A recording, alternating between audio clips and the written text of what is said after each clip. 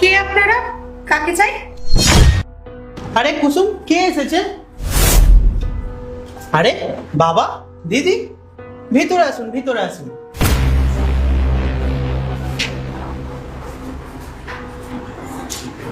বসুন।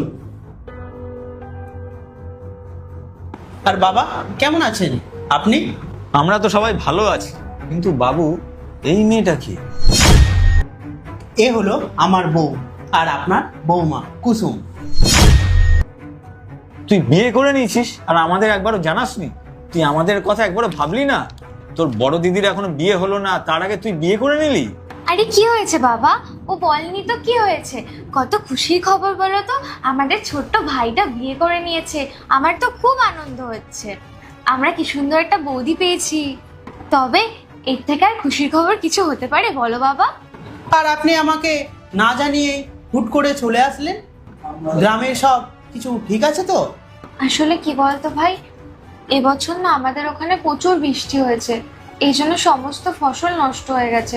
আমাদের কাছে যা টাকা পয়সা ছিল সব আমরা চাষবাসের কাজে লাগিয়ে দিয়েছিলাম, আর এবার আমাদের ফসলও ভালো হয়নি, যে কারণে আমাদের কাছে এখন 1 টাকা করেও নেই। হ্যাঁ ভাই, এই জন্য ভাবলাম যে কিছুদিন তোমার বাড়িতে আমরা থেকে যাই। আরে দিদি, এতে ভাবার কি আছে?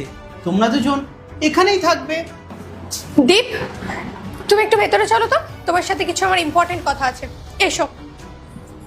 বাবা, আপনারা একটু বসুন, আমি আসছি। এসো, দাঁড়াও এখানে। কি বলছিলে তুমি ওদের সামনে? সবাই আমাদের সাথে থাকবে মানে? তোমার কি মাথা খারাপ হয়ে গেছে নাকি? দেখো দীপ, এই বাড়িটা আমার, আর এই বাড়িটা আমি তোমার আর আমার জন্য বানিয়েছিলাম, অন্য কারোর জন্য নয়। বুঝতে পেরেছো? যে কাউকে মানে? উনি হলেন আমার বাবা আর বড় দিদি। তুমি যে কাউকে কিভাবে বলতে পারো? আর ওনারা না আজ থেকে এখানেই থাকবেন। তোমার বাবা, তোমার দিদি, বুঝতে পেরেছো তো? আর তার থেকেও বড় কথা, আমি তো ওদেরকে ডাকিনি, ওরা নিজেরা এসেছে। যেইভাবে এসেছে ওইভাবে ফিরে চলে যাবে। এই বাড়িটা কোনো ধর্মশালা নয়, বুঝতে পেরেছো তো? যে যেতে এসে যখন খুশি সেখানে থাকতে পারবে, এটা আমি অ্যালাউ করব না। কুসুম, তুমি এটা কি ধরনের কথা বলছো? তোমার হুঁশ আছে তো? তুমি এটা শোনোনি যে ওনাদের গ্রামে সবকিছু নষ্ট হয়ে গেছে, আর ওনাদের আমি ছাড়া আর কে আছে? আর ওনাদের আমি যদি সাপোর্ট না করি, তাহলে ওনারা আর কোথায় যাবে? ওনারা আজ থেকে না এখানেই থাকবে। ও আচ্ছা, তাহলে এই ব্যাপার। জানো তুমি, আমাদের গ্রামেও এরকম লাখ লাখ মানুষ আছে, অনেকের ফসল খারাপ হয়ে গেছে। তাহলে আমি গ্রামে যাই, গিয়ে বলি যাদের যাদের ক্ষতি হয়েছে। পার্ট 2 দেখতে সাবস্ক্রাইব করুন SJ সোনি ব্লগ 2M।